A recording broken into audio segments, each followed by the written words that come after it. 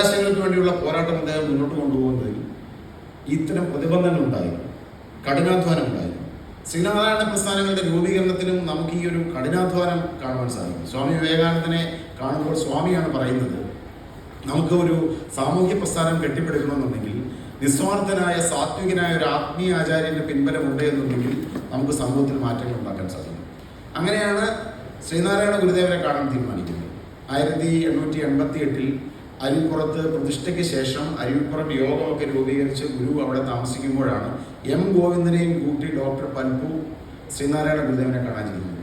ശ്രീനാരായണ ഗുരുദേവനെ കാണാൻ ചെന്ന് ഈ കാര്യങ്ങളൊക്കെ സൂചിപ്പിച്ച് കഴിയുമ്പോൾ ഗുരുദേവൻ കുമാരനാശാനെ വിളിപ്പിക്കുക. കുമാരനാശാന്റെ ഒരു ചരിത്രം നോക്കിയാലും കുമാരനാശാൻ തൻ്റെ ഉന്നത വിദ്യാഭ്യാസം നേടിയത് മൈസൂരിലെ ഡോക്ടർ പൽപുവിൻ്റെ വീട്ടിൽ താമസിച്ചിട്ടാണ്.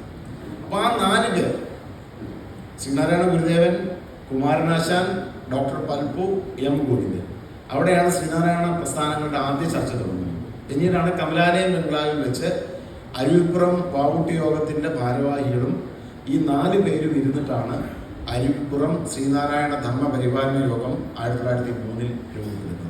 പിന്നീട് കേരളത്തിൻ്റെ ചരിത്രം നമുക്ക് അറിയാം. അപ്പോൾ ഡോക്ടർ പൽപു മുന്നോട്ട് വെച്ചത്, ആ കാലഘട്ടത്തിൽ തന്നെ മുന്നോട്ട് വെച്ചത് അദ്ദേഹത്തിൻ്റെ ഒന്ന് വ്യക്തിമാഹാത്മ്യം നമുക്ക് മനസ്സിലാക്കാൻ സാധിക്കും.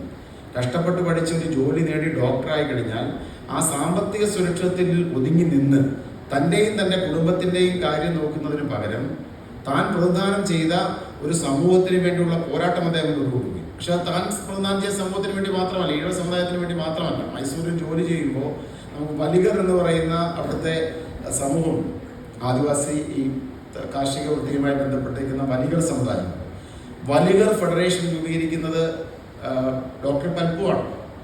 വലിഗർ പത്രിക എന്ന പേരിൽ ഒരു പത്രം, ആ സമൂഹത്തിന്റെ അവകാശങ്ങൾക്ക് വേണ്ടിയുള്ള പത്രം രൂപീകരിക്കുന്നത് ഡോക്ടർ പൽപുവാണ്.